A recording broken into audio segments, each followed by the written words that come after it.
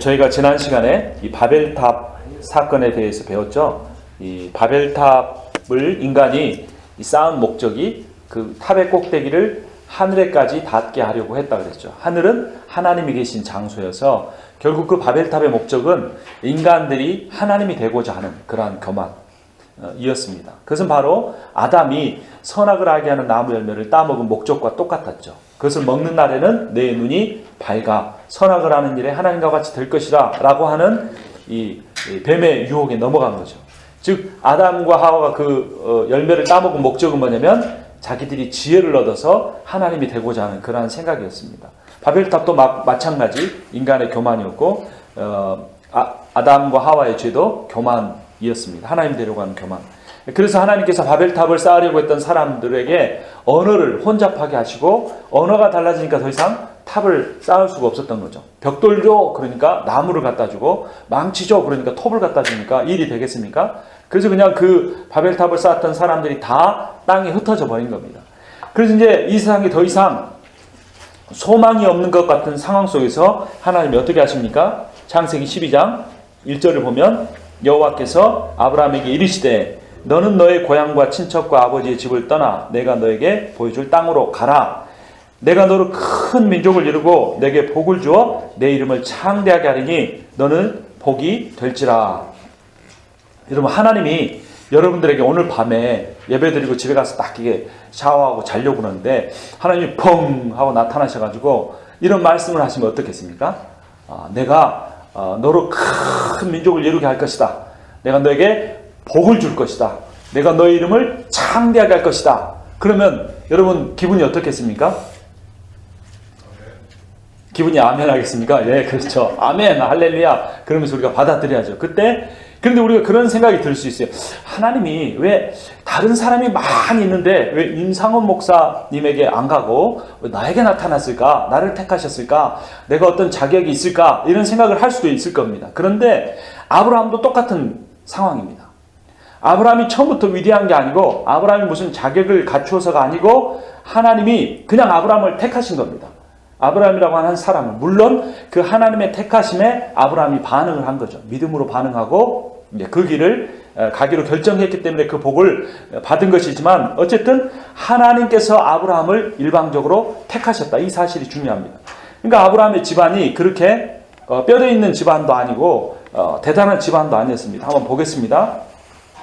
11장 27절 창세기 데라의 족보는 이러하니라. 데라는 아브라함과 나홀과 하란을 낳고 하란은 롯을 낳았으며 하란은 그 아비 데라보다 먼저 고향 갈대아인의 우리에서 죽었더라. 자, 데라에게 아들이 몇 명 있습니까? 3명이 있죠. 27절에 보니까 누구? 아브라함 그리고 나홀, 하란. 여기서 누가 첫째 아들일 것 같습니까? 보통 순서대로 하면 첫째 아들, 둘째 아들, 셋째 아들 이렇게 기록하니까 아브라함이 첫째 아들일 것 같죠. 근데 보면 29절에 아브라함과 나홀이 장가 들었으니 결혼했죠. 그런데 아브라함의 아내의 이름은 사레며 나홀의 아내의 이름은 밀가니 그랬습니다. 근데 이 밀가가 누구냐면 하란의 딸이요 그랬습니다. 그러니까 나홀이 밀가와 결혼했는데 그 밀가가 누구의 딸이에요? 자기 형의 딸이겠습니까? 자기 동생의 딸이겠습니까? 자기 형의 딸인 거죠.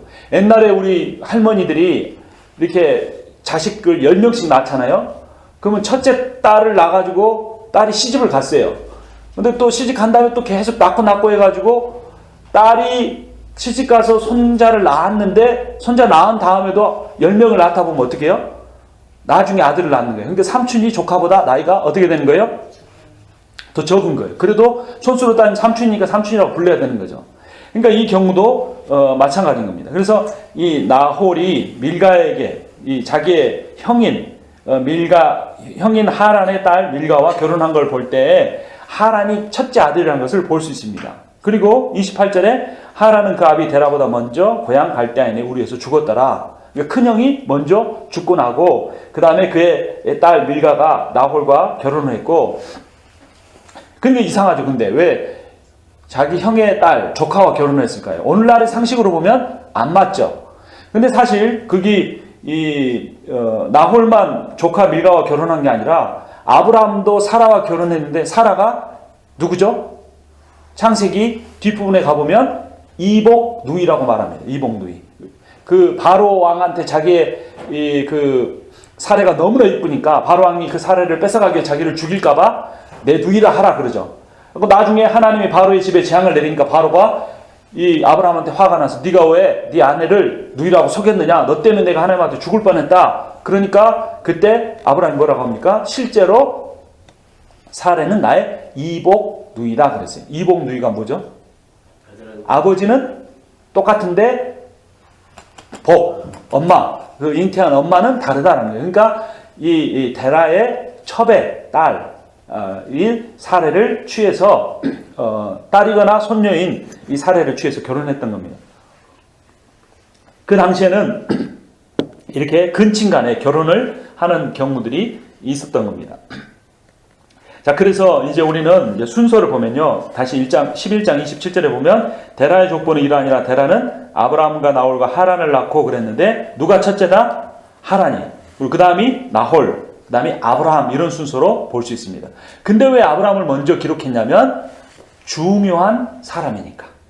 셋째 아들이어도 중요하니까 그 아들을 제일 이렇게 앞에다가 둔 겁니다. 만약에 여러분의 자녀가 3명 있는데 셋째 아들이 제일 잘 되고 미국의 대통령이 됐다. 그러면 자랑하고 싶겠어요? 안 하고 싶겠어요? 하고 싶죠. 그러니까 그 아들 자랑 많이 하듯이 아브라함을 먼저 기록을 한 겁니다.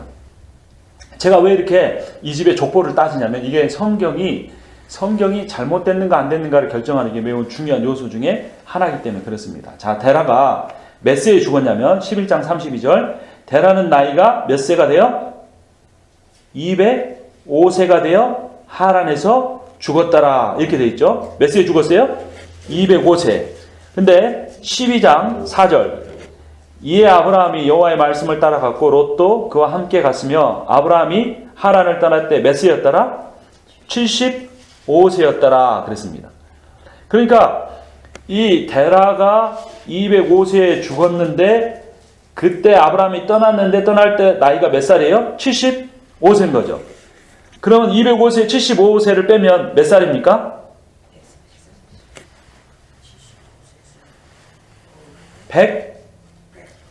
130세. 제 계산이 맞는지 잘 모르겠네요. 130세 때 이제 그 떠난 셈이 됩니다. 자, 그런데 우리 성경을 한번 찾아보죠. 교재에 보시면 사도행전 7장 4절 한번 보겠습니다. 사도행전 7장 4절.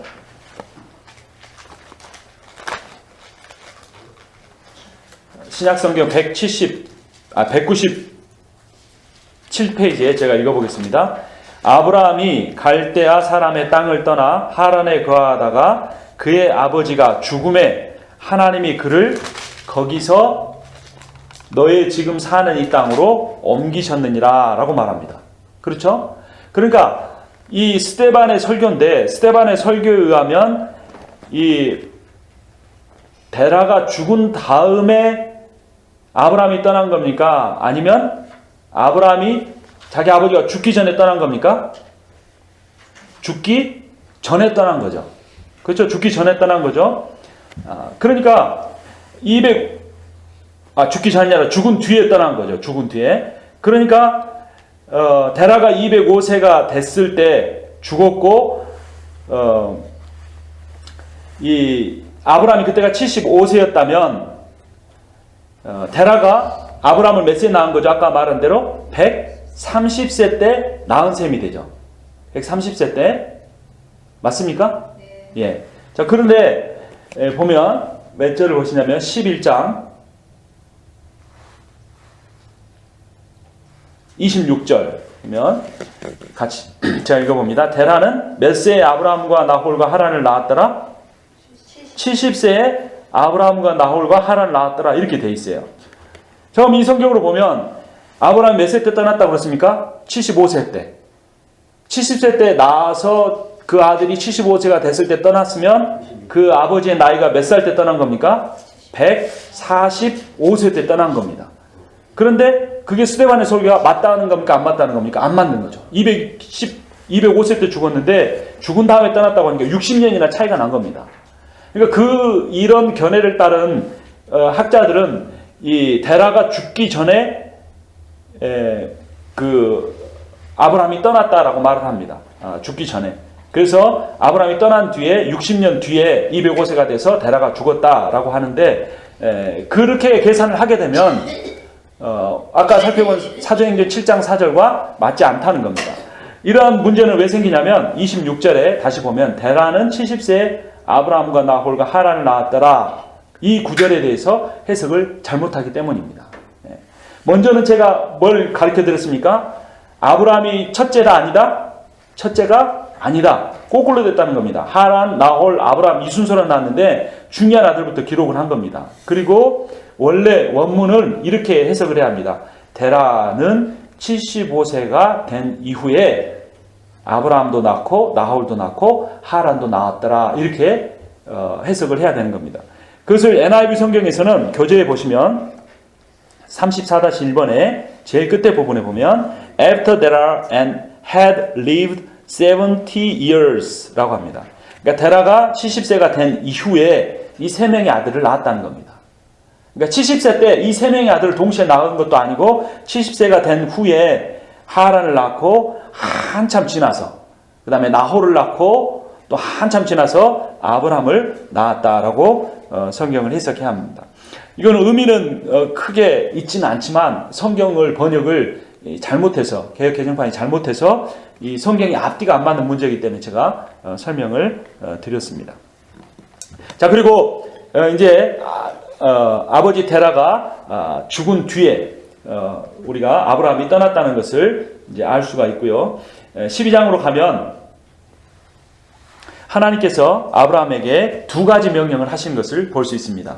12장 1절 제가 읽겠습니다. 여호와께서 아브라함에게 이르시되 너는 너의 고향과 친척과 아버지의 집을 뭐 해라? 떠나라 합니다. 그 다음에 내가 내게 보여줄 땅으로 뭐 해라? 가라. 동사가 두 개입니다. 첫째는 따라서 합니다. 떠나라. 그 다음에 가라. 신앙생활의 두 가지 원리입니다. 떠남과 가는 것. 이것이 신앙생활에 매우 중요한 두 가지 원리입니다. 이것을 잘하는 사람이 신앙생활을 잘하는 사람입니다. 먼저 떠나라고 한 세 가지가 있죠.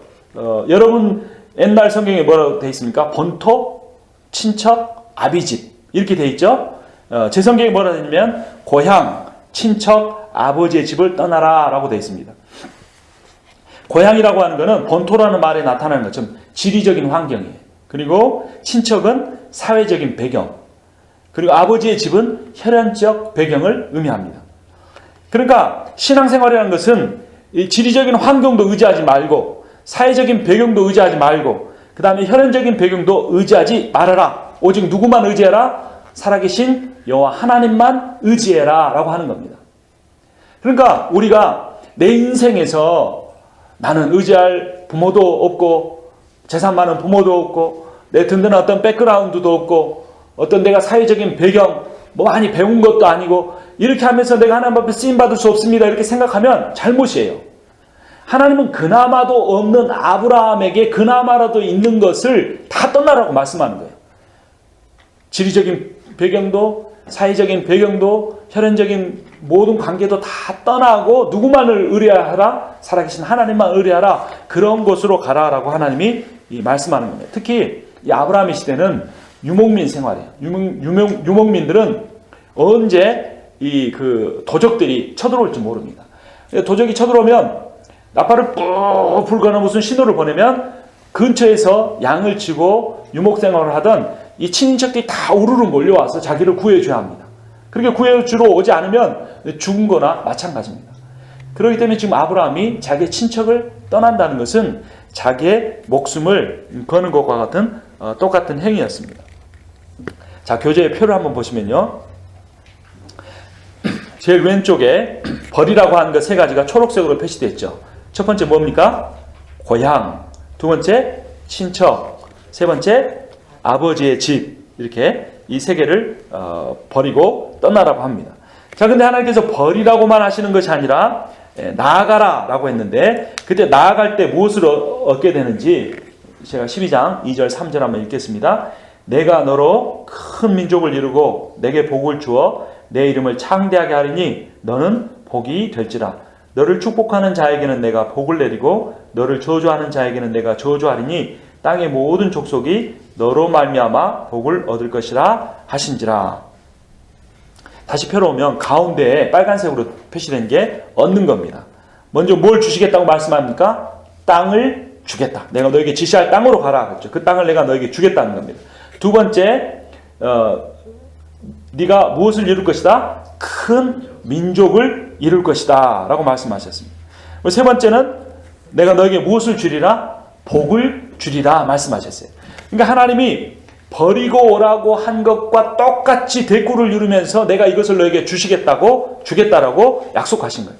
고향을 버리면, 그러니까 너희의 지리적인 환경을 버리면 내가 새로운 땅을 줄 것이고, 너의 친척을 떠나면 내가 너의 집안으로 큰 민족을 이루게 하고, 네가 아비 집을 떠나면 내가 너에게 복을 주겠다. 누가? 하나님이. 그러니까 아버지를 떠날 때에 내가 너의 아버지가 되어주겠다. 내가 너의 보호자가, 너의 주권자가 되어주겠다고 하나님이 약속하시는 겁니다.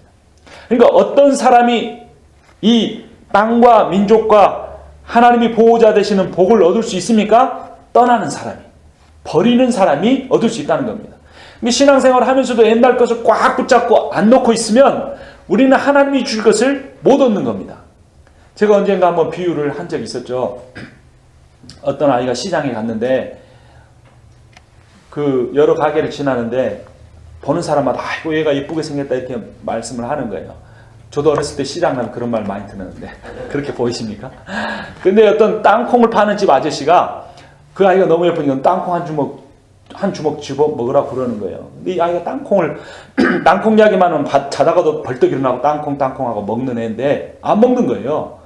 그 아저씨가 몇 번을 말했는데 안 먹으니까 한 주먹을 쥐어서 얘 주머니에 넣어준 거예요. 집에 가는데 엄마가 야, 너 왜 아까 땅콩 아저씨가 먹었는데 안 먹었어? 그러니까 얘가 이러는 거예요. 엄마, 내 주먹보다 아저씨 주먹이 훨씬 크잖아. 그러는 거예요.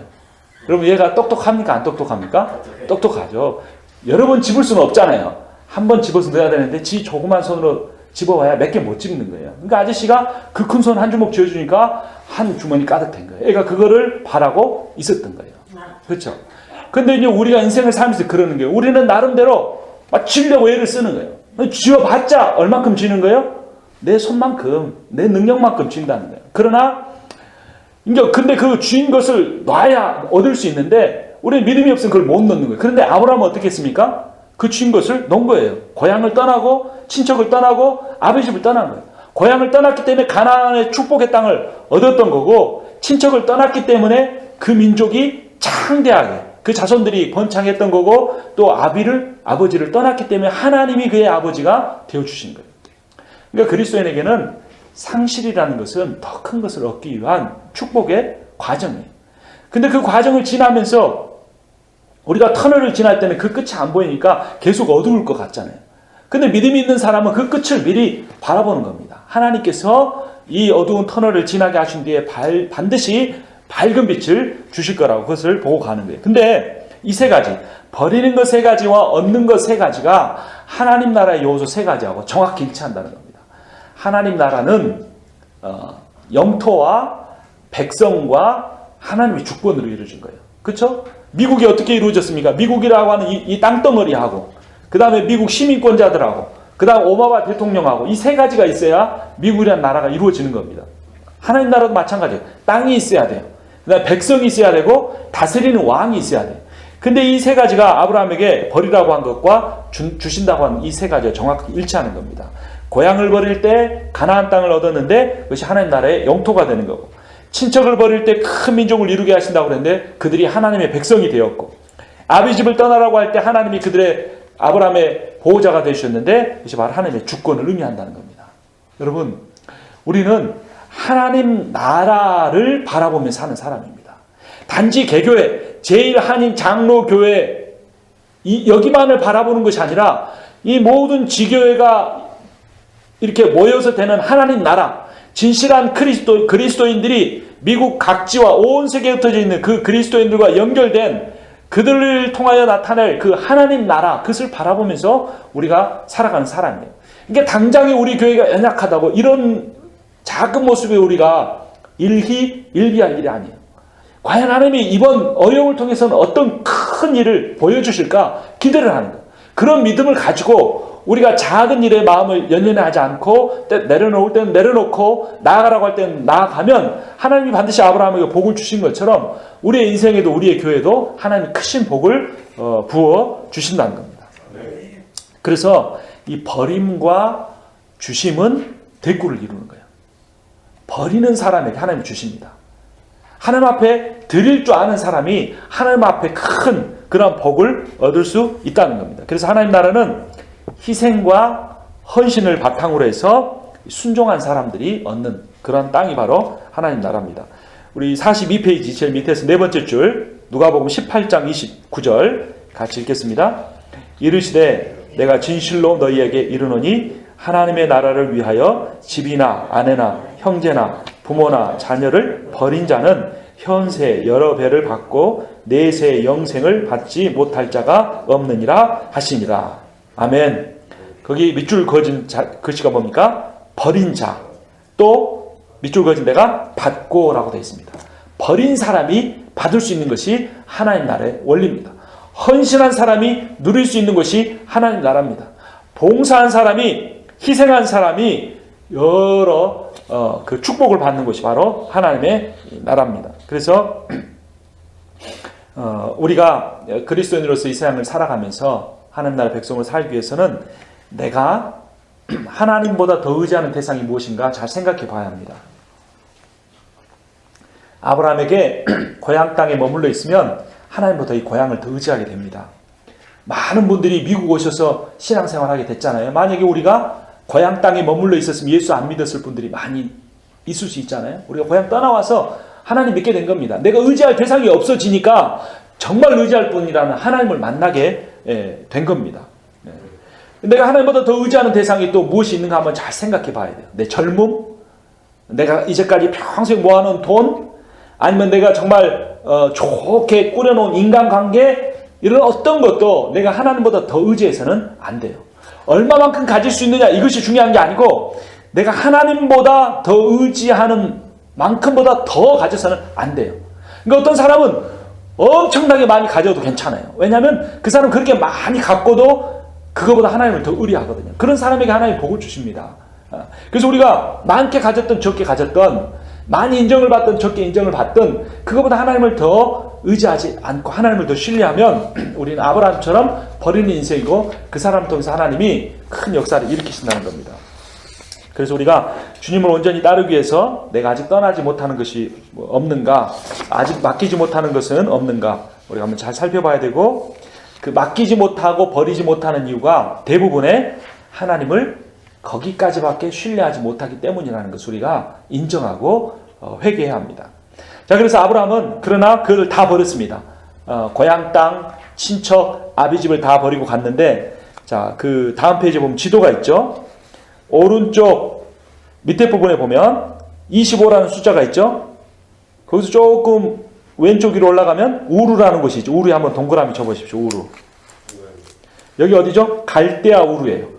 처음에 자기 아버지 데라하고 출발했던 곳입니다. 이 우르라고 하는 것은 그 바벨탑을 쌓았던 이야기, 우리가 저번에 창세기 11장 배웠죠. 그 근처입니다. 그러니까 그 당시에 가장 문명이 발달한 곳이에요.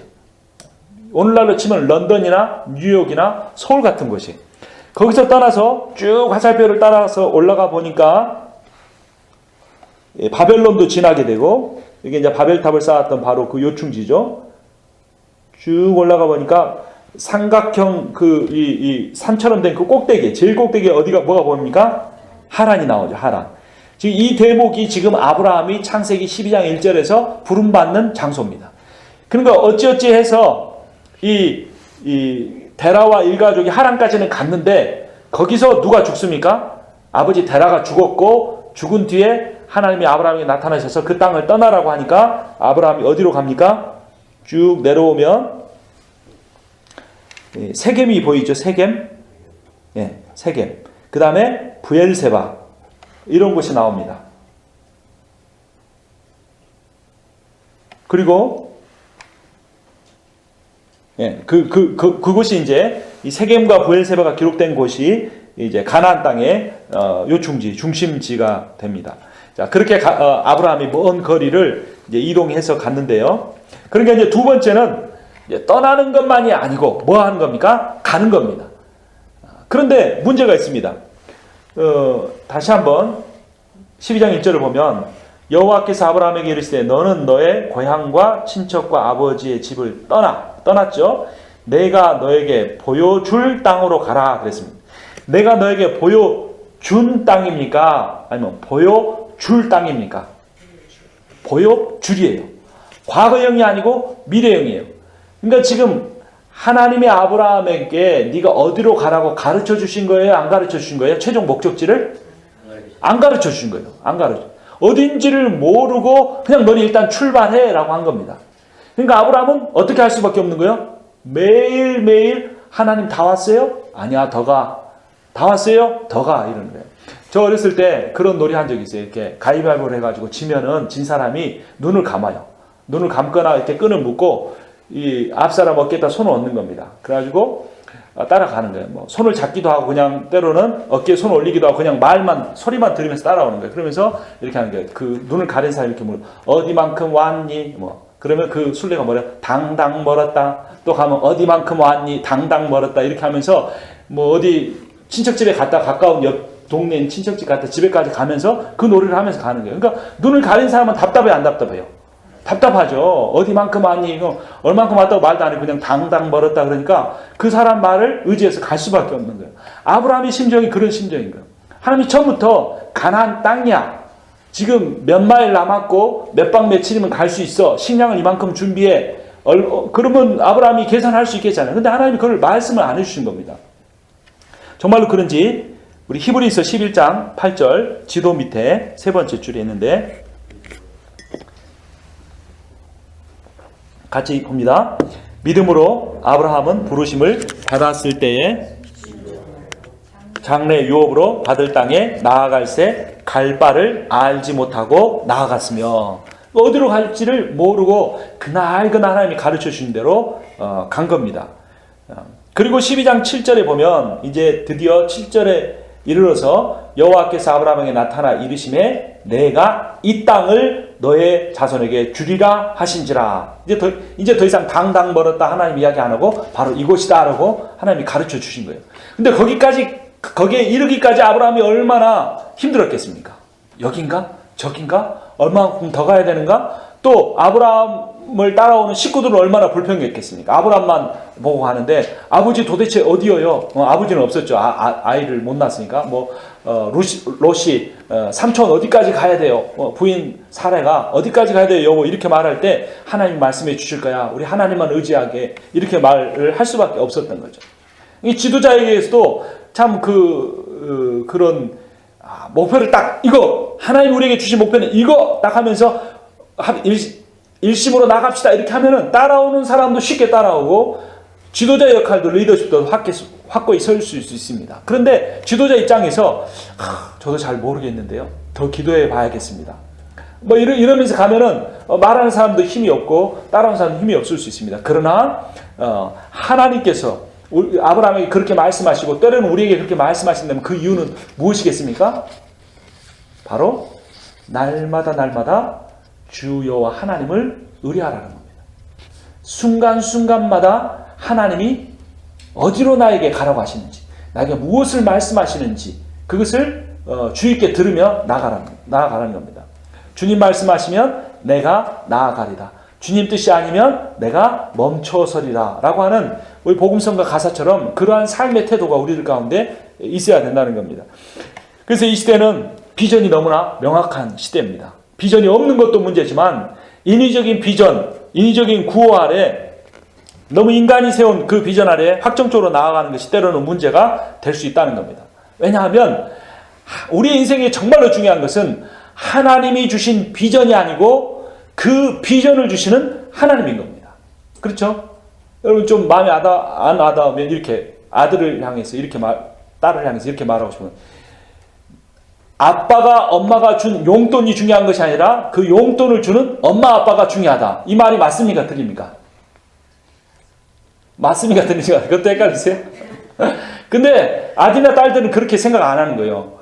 나에게 엄마 아빠가 준 용돈이 중요하지 그 용돈을 주는 엄마 아빠가 중요하다 이렇게 생각을 안 하지는 않겠지만 아들 딸들이 행동하는 거를 보면 꼭 그런 것 같아. 그런 의심이 엄마 아빠한테 들게 행동을 하는 거예요. 돈 필요할 때만 전화하고 필요 없으면 전화도 안 하고 그러니까 그런 거예요. 그러니까 한국에서 요즘에 부모가 끝까지 죽을 때까지 재산 물려주면 안 된다. 꽉 쥐고 있어야 된다. 그런 이야기도 하는데 인간관계, 부모와 자녀 관계에서도 그런데 하나님과 관계에서도 우리는 그거를 너무나 바꿔버리는 때가 있어요. 하나님이 주시는 비전, 하나님이 주시는 부흥 이거보다 더 중요한 게 무엇입니까? 그 비전을 주시는 하나님, 그 부흥을 주시는 하나님, 그 하나님, 나를 사랑하시는 하나님, 나를 위하여 골고다 언덕을 가셨던 그 주님, 나를 위하여 십자가의 수치와 조롱과 모욕과 육체적 고통과 하나님과의 단절과 저주와 모든 것을 받으셨던 그 주님이 내 인생의 가장 중요한 목적이 되어야 되고 그 주님만 내가 잃지 않는다면 내 인생에서 아픔이 있고 시련이 있고 질병이 있고 가난이 있어도 나는 괜찮습니다라고 하는 그러한 고백과 사랑이 우리 안에 있어야 되는데 그것이 아니고 그 주님이 나에게 무엇을 주시는가 거기에만 관심이 있고 왜 아직도 주시지 않습니까? 라고 하면서 볼멘소리로 말하면 그것은 무엇과 같습니까? 누가복음 15장에 나온 둘째 아들이 아버지가 죽지 않았는데도 아버지가 죽으면 나에게 줄 유산을 미리 주세요 라고 말하는 그것은 유대인 그때 당시의 사회에서 아버지한테 빨리 죽으라고 한 것과 똑같은 겁니다. 그 불효막심한 아들의 태도와 똑같다는 겁니다. 그러면 왜 우리가 그렇게 하나님한테 해야 되는가? 하나님도 우리에게 그런 태도를 갖고 계시기 때문에 그런 겁니다. 하나님은 우리가 하나님 앞에 드리는 헌신, 수고, 헌금 그런 것을 귀하게 여기시는 것이 아니라 그런 작은 것이라도 하나님 앞에 귀한 마음으로 드리는 나, 연약한 모습으로라도 하나님 앞에 봉사하려고 하는 나에게 관심이 있는 겁니다. 나를 통하여 하나님 받으시는 어떤 것 때문에 나를 즐거워하는 게 아니라 그러한 일들을 나 앞에 나와서 기도하고 말씀 읽고 헌신하고 봉사하려는 나에게 관심이 있어요. 근데 우리가 하나님을 그대로 그렇게 제대로 인격적으로 만나본 적이 없는 거예요. 있다고 할지라도 너무나 과거의 일인 거예요. 그런데 하나님은 그렇게 인격적으로 만나고 나를 향한 사랑한다고 말씀하시고 나와 동행하기를 원하시고 나를 기뻐하시고 나를 세상에 가장 귀하게 여기시는 하나님을 만나면 나의 하나님을 향한 생각도 바뀌게 되는 겁니다. 그 하나님이 중요한 것이 하나님이 주실 복이 중요한 것이 아닌 거예요.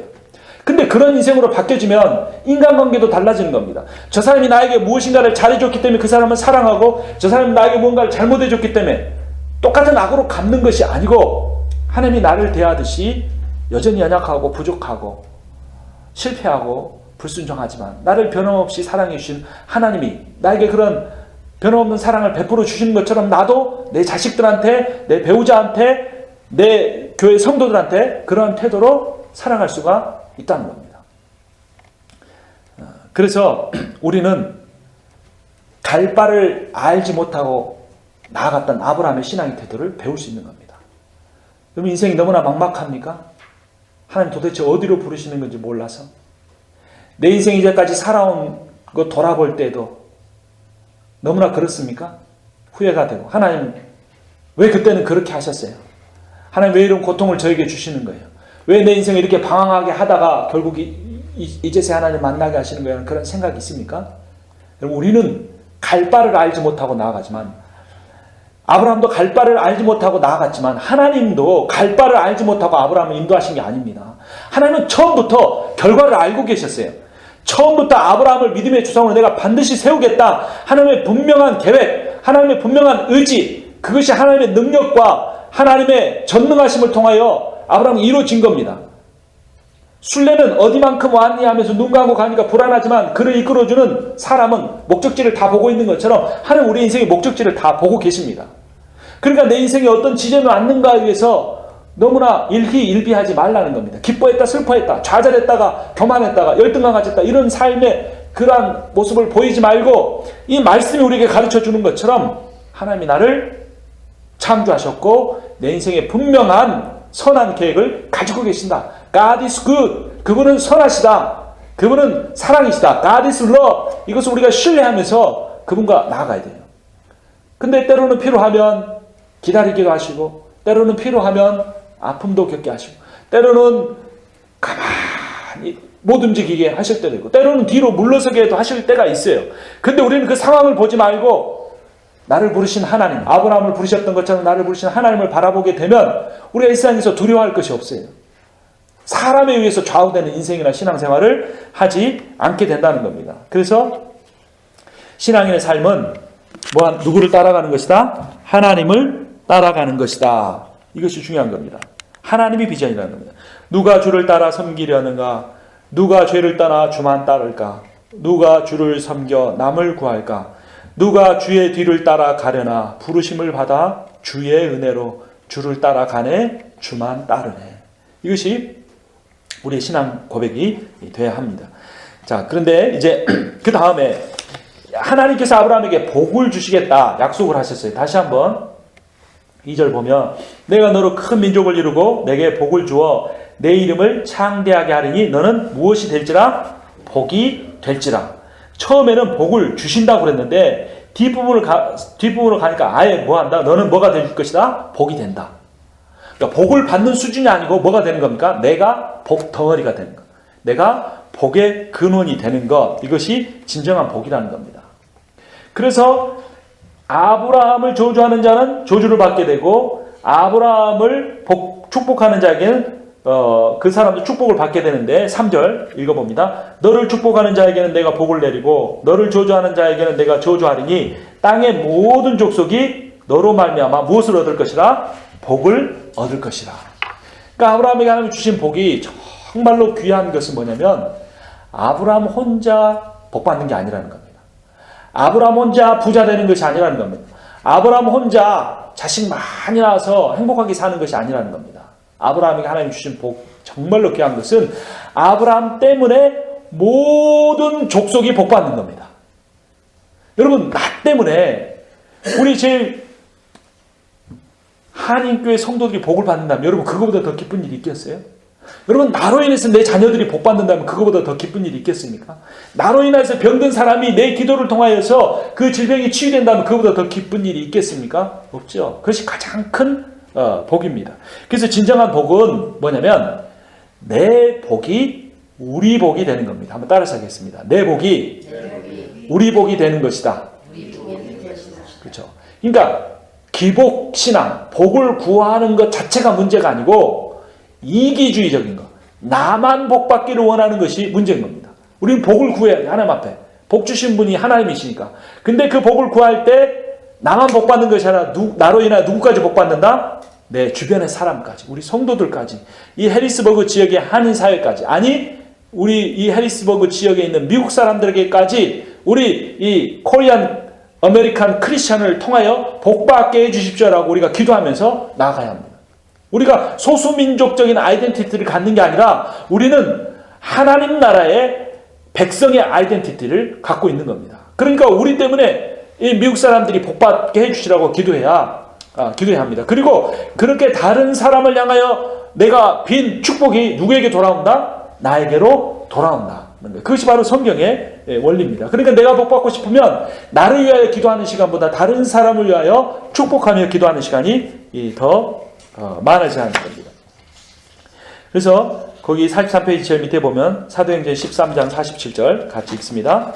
주께서 이같이 우리에게 명하시되 내가 너를 이방의 빛으로 삼아 너로 땅끝까지 구원하게 하리라 하셨느니라. 이스라엘을 이방의 빛으로 삼았습니다.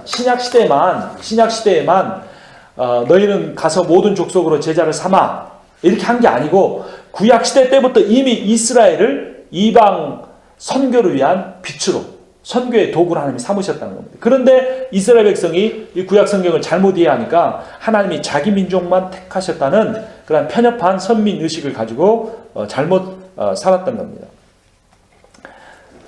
그래서 하나님은 아브라함을 복으로 삼으시고 아브라함을 축복하면 축복한 나라가 복을 받게 만드신 겁니다. 그래서 원래 발람이라고 하는 선지자가 저주의 말을 하도록 발락에게 의해서 매수되었는데 그 역시 하나님께서 그에게 강권적으로 성령의 역사를 주시고 이스라엘 백성을 축복하게 만드십니다.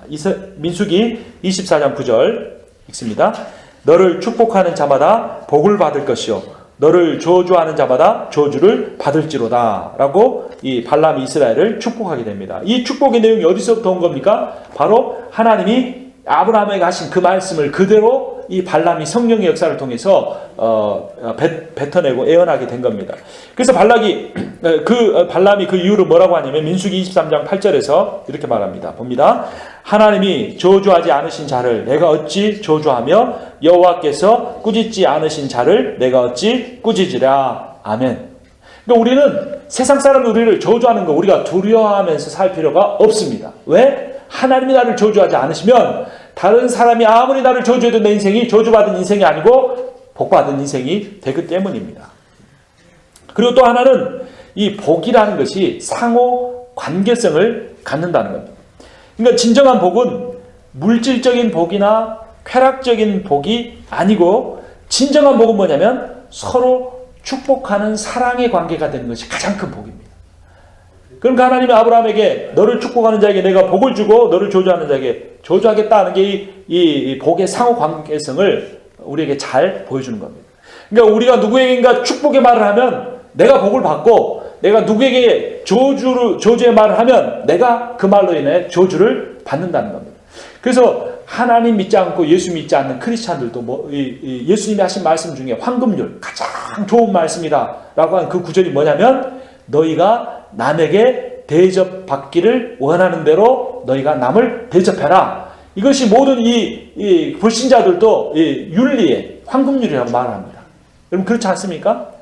이 시대의 문제가 뭐냐면 내가 남에게 대접받기를 원하는데 내가 남을 대접하는 태도는 형편없다는 겁니다.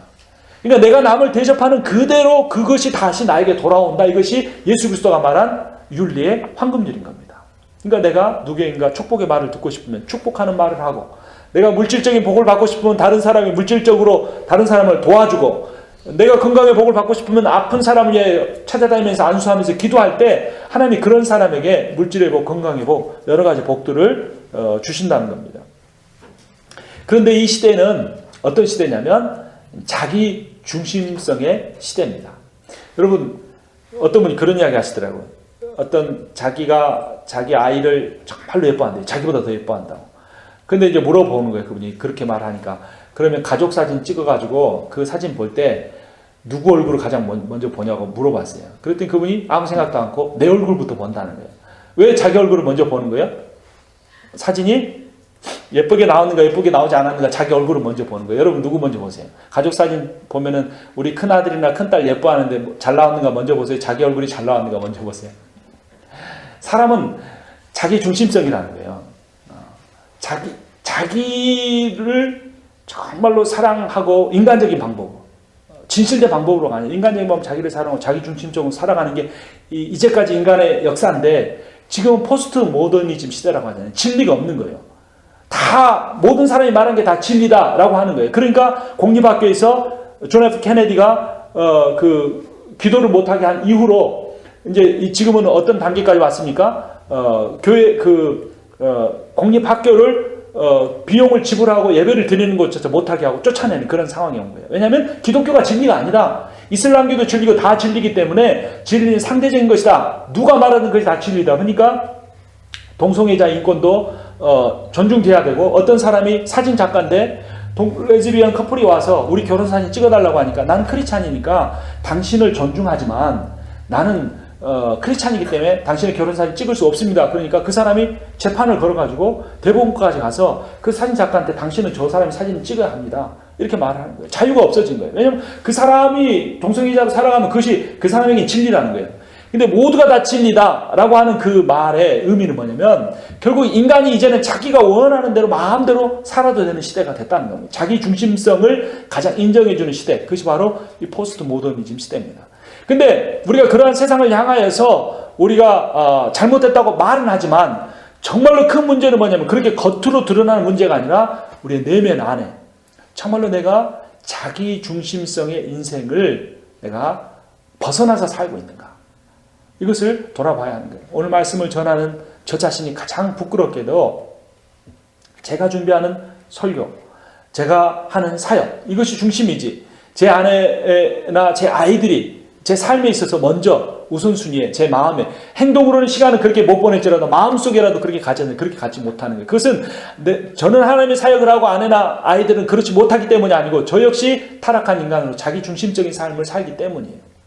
우리가 이것으로부터 벗어나야 합니다. 그리고 복이라는 것은 반드시 상호 관계성을 갖는 것이므로 우리가 다른 사람을 향하여 더 관심을 갖고 다른 사람을 먼저 배려하는 그런 삶을 살 때 그런 배려와 관심과 축복이 다 누구에게로 돌아온다? 나에게로 돌아온다. 이것이 하나님 주시는 축복의 원리라는 겁니다. 자, 그리고 또 한번 우리가 2절, 3절을 보면 자, 내가라는 표현이 몇 번 나오는가 한번 세보십시오. 제가 읽을 테니까. 내가 너로 큰 민족을 이루고 내게 복을 주어 내 이름을 창대하게 하리니 너는 복이 될지라. 너를 축복하는 자에게는 내가 복을 내리고 너를 저주하는 자에게는 내가 저주하리니 땅의 모든 족속이 너로 말미암아 복을 얻을 것이라 하신지라. 내가라는 표현이 몇 번 나왔습니까? 3번 나왔죠. 근데 여기는 영어 성경으로 보면 I라는 표현이 5번이 나옵니다. 우리말은 이렇게 주어를 생략을 해요. 특히 1인칭일 경우는. 근데 영어는 다 쓰니까 5번이나 나왔습니다. 이 5번의 I는 누구를 의미합니까? 누가 아브라함을 큰 민족이 이루게 하고 복을 주십니까? 하나님이죠. 그러니까 하나님이라는 주어가 무려 이 2절에 5번이나 사용이 된 겁니다. 그러니까 하나님은 복이란 단어보다, 민족이란 단어보다, 이름이란 단어보다 더 강조하고 있는 단어가 무엇입니까? 하나님 자신입니다. 하나님. 그러니까 이 복과 저주의 주체가 누구라는 겁니까? 하나님이라는 겁니다. 하나님. 그래서 우리 역시 우리의 삶에 있어서 이 하나님이 우리의 눈에 잘 보여야 합니다. 하나님이 느껴져야 합니다. 내가 하는 말이나 내가 하는 행동이나 내가 꿈꾸는 것이나 우리의 교회에 나아갈 방향이나 우리의 교회의 모든 그런 것들에 있어서 하나님이 주어가 되는 그런 우리의 가정에 있어서도 그렇게 하나님의 주어가 되는 인생을 살 때 우리가 하나님의 복을 얻을 수 있다는 겁니다. 마지막 교훈은 무엇이냐면 끝까지 견디는 사람이 복을 얻을 수 있다는 겁니다. 하나님이 주신다고 한 것, 그 복 2가지가 요약하면 무엇이냐면 땅 주는 거하고 그 다음에 민족을 이루게 하는 거예요. 자손에 대한. 그죠? 땅과 자손에 대한 이 복 2가지가 지금 아브라함이 가진 큰 약속, 이 약속의 2가지 내용입니다. 그런데 아브라함이 이삭 아들을 몇 세 때 낳았습니까? 100세 때 낳았어요. 아까 아브라함이 몇 세 때 아버지 죽은 뒤에 떠났다 그랬죠? 75세에 떠났다 그랬잖아요. 그러니까 25년 만에 약속을 지키셨는데 아들 몇 명? 1명. 그 앞에 이스마엘 첨이 낳은 아들까지 2명 주신 거예요. 25년 동안 2명. 그동안에 얼마나 아브라함의 친척들은 많은 아들을 낳았겠습니까? 그러면서 그들이 아브라함을 조롱했겠죠. 저 아브라함이 우리가 믿는 신을 버리고 떠나더니 우리 신의 저주를 받아서 아들도 못 낳는다. 그런 말을 들었을 겁니다. 또 땅은 하나님이 땅 주신다고 약속하셨잖아요. 근데 땅 겨우 아브라함이 얻은 땅이 어떤 땅입니까? 나중에 아내가 죽을 때 이 세겜 족속으로부터 산 막벨라 굴이 속한 그 지역 땅 조금 산 거예요. 그것도 돈 주고 산 겁니다. 그냥 얻은 것도 아니고.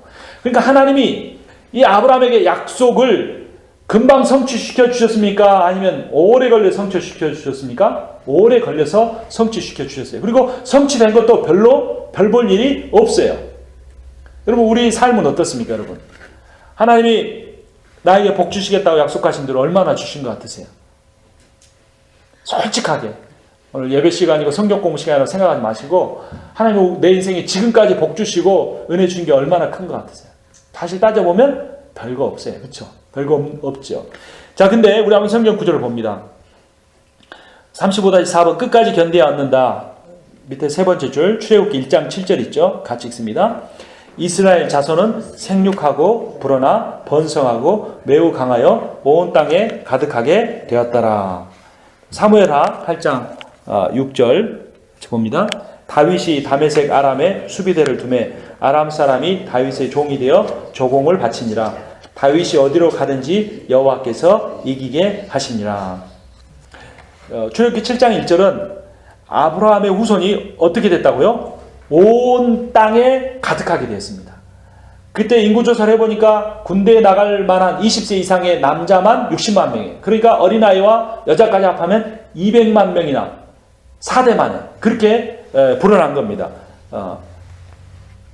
그리고 사무엘하 8장 6절을 보면 아람의 수비대를 둔 겁니다. 아람이라고 하는 큰 나라도 정복을 하고 또 모압과 암몬도 정복을 하고 그 근처에 있는 땅들은 거의 다 정복을 하고 다윗 왕에게 조공을 바치게 하는 그런 큰 땅을 얻게 됐습니다. 그런데 성경 기자는 부연 설명을 합니다. 다윗이 어디로 가든지 누구께서 이기게 하셨느니라? 여호와께서 이기게 하셨느니라.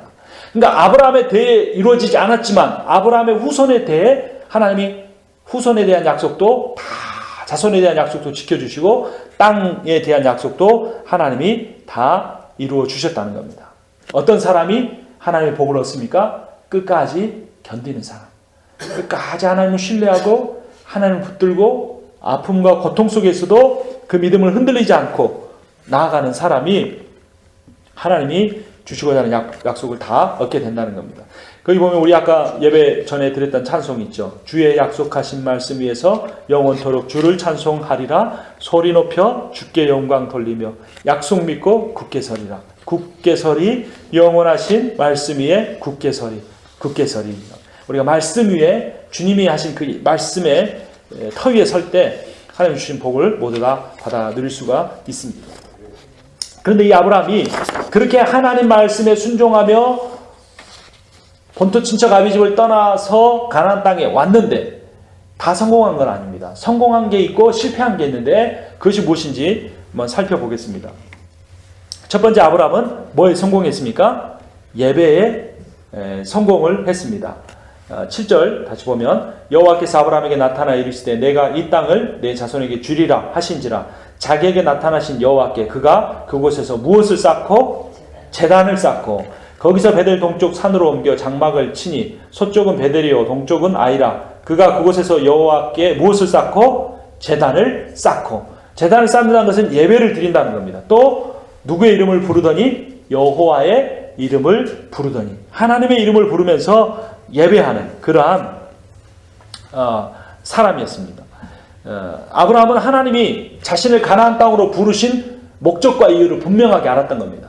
하나님이 아브라함을 가나안 땅에 부르신 목적이 어디에 있습니까? 예배 받기 위해서. 그 당시에 가나안 사람들은 우상을 섬기고 죄악을 행하며 살았지만 하나님이 부르신 아브라함은 그곳에서 진실한 사람으로서 하나님의 백성으로 살고 또한 하나님 앞에 예배하는 자로 섰던 겁니다. 아브라함은 그렇게 예배하는 셋의 계열의 사람이었는데 창세기 4장 26절 같이 봅니다. 셋도 아들을 낳고 그의 이름을 에노스라 하였으며 그때의 사람들이 비로소 여호와의 이름을 불렀더라. 아멘. 가인 대신에 준 아들 셋, 그 셋의 계열에서 나온 에노스가 여호와의 이름을 부르며 예배하는 자로 선 겁니다. 아브라함은 그 셋의 후손으로서 하나님을 이름을 부르는 그런 예배하는 사람이었습니다. 예배에 성공하였던 겁니다. 자, 그런데 아브라함은 역경을 이기는 데는 실패했습니다. 아브라함이 어떻게 합니까? 아까 읽었던 8절 다음에 9절 보면 점점 남방으로 옮겨갔더라 라고 합니다. 그리고 이어져 보면 10절 그 땅에 기근이 들었으므로 아브라함이 애굽에 거류하려고 그리로 내려갔으니 이는 그 땅에 기근이 심하였더라. 아브라함 인생에 어떤 역경이 찾아온 겁니까? 기근, 굶주림이 찾아왔습니다. 그의 이 많은 그 하인들이 그의 아내와 그 조카가 무엇을 불평했겠습니까? 그 아브라함 당신의 말만 듣고 왔는데 우리의 형편이 무엇이냐? 우리가 곧 있으면 죽게 되었다라고 불평을 했을 겁니다. 그때 아브라함은 그 모든 사람들을 이끌고 애굽 땅으로 갑니다. 근데 애굽 땅으로 간 것이 무엇이 문제일까요? 가나안 땅은 거룩하고 애굽 땅은 거룩하지 않기 때문이 아니고 아브라함이 가나안 땅으로 갔던 것은 무엇을 쫓아간 겁니까? 하나님의 말씀을 쫓아갔던 거예요. 그런데 아브라함이 그 말씀을 쫓아간 가나안에서 애굽 땅으로 간 것은 무엇 때문에 간 겁니까? 말씀 때문에 간 게 아니라 상황 때문에 간 겁니다. 그러니까 우리가 붙들어야 될 것이 무엇입니까? 상황이 아니고 무엇이다? 말씀이다. 말씀을 끝까지 붙들어야 한다는 걸 압니다. 말씀을 처음에는 붙들다가도 상황이 어려워지면 살았는데 그 상황에 맞춰서 행동하는데 그것이 문제인 겁니다. 지금 내가 어떤 일을 결정하려고 하는 상황 속에 있다면 내 스스로에게 한번 질문해 보십시오. 내가 그렇게 하려고 하는 이유가 하나님 말씀 때문인지 아니면 지금 어려운 어떤 형편이나 상황 때문인지 그것을 잘 살피면서 우리가 결정을 해야 합니다. 또 애굽 땅으로 내려가서 아브라함은 어떻게 합니까? 11절부터 아주 길게 몇 절까지 17절, 19절까지 무려 9절에 걸쳐서 하나 이야기를 합니다. 어떤 이야기인지 잠깐 볼까요? 11절. 그가 애굽에 가까이 이르렀을 때 그의 아내 사라에게 말하되 내가 알기에 그대는 아리따운 여인이라. 애굽 사람이 그대를 볼 때 이르기를 이는 그의 아내라 하여 나는 죽이고 그대는 살리리니 원하건대 그대는 나의 누이라 하라. 그러면 내가 그대로 말미암아 안전하고 내 목숨이 그대로 말미암아 보존되리라 하니라. 아브라함이 아주 멋있는 사람입니까? 아주 이렇게 옹졸한 아주 형편없는 인간입니까? 비겁하죠. 옹졸한 사람이죠. 아무리 여러분의 남편이 좀 마음에 안 드셔도 이 아브라함 정도는 아닐 거예요. 그렇죠? 나를 누이라고 속여서 다른 사람한테 넘기려고 하는 그런 파렴치한 사람은 아니죠. 그러니까 이 아브라함이 믿음의 조상에 될 만한 가치가 눈꼽만치도 없는 사람이에요. 그러니까 하나님이 택하셔서 하나님 끝까지 아브라함 안 버렸기 때문에 그가 믿음의 조상 된 거지, 아브라함이 자기 목숨 살리려고 아내를 다른 사람한테 넘기려고 하는 그러한 사람이었다는 거예요. 그런데 그걸로 인해서 이제 그 잘못을 했는데 이 문제가 뭘까요? 아브라함의 문제가 1번 거짓말을 했기 때문이다. 2번 하나님이 하신 약속을 신뢰하지 못했기 때문이다. 1번보다 2번입니다. 하나님이 주신 약속이 뭐죠? 내가 너와 사례를 통해서 뭘 이루게 하겠다? 큰 민족을 이루게 하겠다 말씀하신 거예요. 근데 사례를 바로의 아내로 보내버리면 어떻게 되는 거예요? 아내가 없는데 어떻게 처음 약속을 받은 아내가 없는데 어떻게 큰 자손을 이루겠어요? 그러니까 아브라함의 문제는 거짓말을 한 것보다 더 큰 문제는 뭐예요? 하나님의 약속을 신뢰하지 못한 거예요. 하나님이 분명히 내가 사례하고 너를 통해서 큰 민족을 이루겠다고 했으면 애굽 땅에 가서 바로가 아무리 탐을 내도 누가 지켜주실 거예요? 하나님이 지켜주시는 거예요. 근데 하나님을 신뢰하지 못했기 때문에 거짓말한 겁니다. 그러니까 아브라함이 거짓말한 것보다 더 큰 죄가 뭐냐면 그가 하나님을 신뢰하지 못했다는 것이 더 큰 문제였습니다. 그럼에도 불구하고 하나님이 어떻게 하십니까? 16절 먼저 읽어봅니다. 이에 바로가 그로 말미암아 아브라함을 후대함으로, 그러니까 아내를 줬더니 보냈더니 아브라함이 양과 소와 노비와 암수나귀와 낙타를 얻었더라. 아내 팔아 넘기고 재산을 엄청 챙긴 겁니다. 아주 못된 사람이죠. 자, 근데 하나님이 이렇게 하면 이제 아브라함이 하신 약속이 이루어질 수 없는데 하나님이 개입을 하십니다. 17절 여호와께서 아브라함의 아내 사레의 일로 바로와 그 집에 큰 재앙을 내리신지라. 그래서 바로가 아브라함을 불러서 이게 어찌 된 일이냐? 왜 나를 속였느냐? 이거 다 가지고 가라 라고 사례를 보내줍니다. 그런데 거짓말은 누가 했어요? 아브라함이 했죠. 근데 그 거짓말로 인한 화는 누가 당합니까? 바로 왕이 당해요. 그러면 하나님이 좀 불공평한 것 같잖아요. 근데 여기서 바로는 어떤 사람이냐면 하나님을 대적하는 세력의 우두머리인 겁니다. 그러니까 이 아브라함으로 하여금 하나님 대신에 의지하려고 하는 그 대상, 이 대상의 상징이 바로 바로인 겁니다. 그러니까 오늘날 우리가 하나님보다 더 의지하려고 하는 대상, 바로 이 세상을 의미하는 겁니다. 바로는. 그러니까 하나님께서 비록 자기 말에 불순종한 백성이지만 그 백성을 구원하기 위해서 그 백성을 유혹한, 하나님으로부터 멀어지게 한 이 세상을 어떻게 하시는 겁니까? 심판하는 겁니다. 이 세상을 심판한다는 것은 이 세상의 공중 권세 잡은 자인 사탄을 심판하신다는 겁니다. 비록 내가 잘못해서 그렇게 된 일이지만 나를 구원하기 위해서 하나님은 이 세상 공중 권세 잡은 사탄을 심판하시고 나를 구원해 내신다는 겁니다. 그래서 아브라함의 어리석음에도 불구하고 하나님이 개입하셔서 아브라함은 구원을 얻습니다. 그리고 구원을 얻을 뿐만 아니라 모든 소유를 처음에 바로에게 받았던 소유를 가지고 그곳에서 나오게 되는데요. 거기 3-4번을 보면 이 아브라함이 애굽 땅에 들어갔다가 나오게 되는 이 출애굽의 사건이 나중에 이스라엘 백성이 애굽 땅에서 나온 출애굽 사건과 똑같은 모습인 것을 볼 수 있습니다. 자, 먼저 이 아브라함이 애굽 땅에 간 이유가 뭐였죠? 기근 때문이었죠. 근데 요셉이 먼저 애굽에 가 있을 때 나중에 그 70명의 가족이 애굽 땅으로 들어간 이유는 무엇 때문이었습니까? 그것도 7년 동안의 기근 때문이었어요. 그 똑같죠. 두 번째, 사례가 바로의 뭐가 될 뻔했습니까? 첩이 될 뻔했죠. 마찬가지로 출애굽기 1장 11절을 보면 이스라엘의 온 백성이 애굽 왕의 노예로서 하루하루 힘들게 살아가는 걸 볼 수 있습니다. 또 하나님이 아브라함을 애굽 땅에 애굽 바로로부터 구원하기 위해서 바로에게 뭘 내리셨습니까? 17절에 보니까 재앙을 내리셨죠. 큰 재앙을 내리셨다고 말하고 있죠. 17절에. 그런데 하나님께서 이스라엘 백성들을 애굽에서 구원하기 위해서 애굽 왕 바로에게 몇 가지 재앙을 내리십니까? 10가지 큰 재앙을 내리셨죠.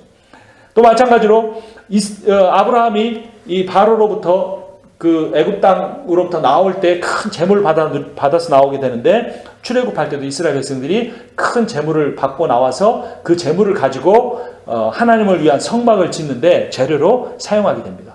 그러니까 이 아브라함이 애굽 땅에 들어갔다 나오는 이 과정은 무엇을 보여주는 겁니까? 앞으로 하나님 이스라엘 백성을 애굽 땅에서 구원해 줄 그러한 큰 사건을 미리 보여주는 것이고, 더 멀리는 하나님께서 하나님의 자녀인 우리들 크리스천들을 이 세상으로부터 구원해 주실 것을 미리 보여주시는 겁니다.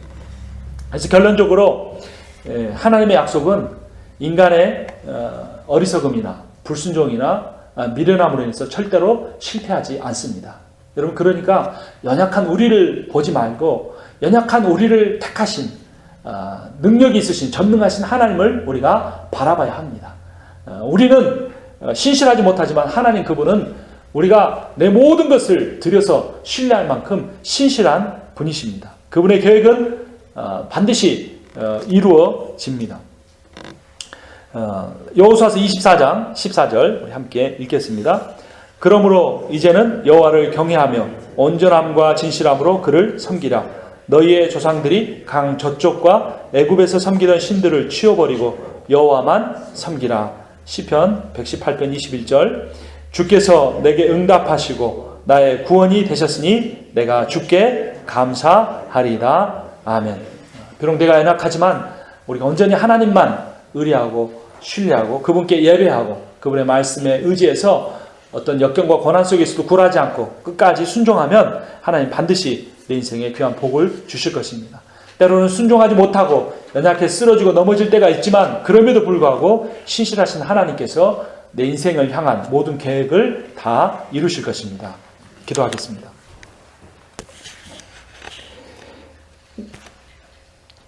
연약한 아브라함을 택하시고 그를 부르시며 그가 본토 친척 아비집을 다 버리고 떠날 때 새로운 가나안 땅과 수많은 후손과 또한 하나님께서 주권자가 되어 주시겠다는 약속을 주신 하나님 아버지 은혜를 감사합니다. 주님께서 아브라함을 택하신 것처럼 오늘 우리를 택하여 주시고 우리가 비록 역경 가운데 있고 고난과 아픔 가운데 있지만 그럼에도 불구하고 하나님께서 우리에게 하신 모든 약속을 반드시 이루시겠다고 말씀하여 주시니 감사합니다. 하나님 아버지, 현재의 상황을 보지 않게 하여 주시옵소서. 살아계신 하나님을 바라보고 끝까지 주님만 신뢰하며 나아가게 하여 주시옵소서. 우리의 인생의 목적이 자기중심적이 되지 않게 하시고 우리 주변의 사람들을 향하여 그들을 복되게 하는데 우리의 인생의 목적이 있게 하여 주시옵소서.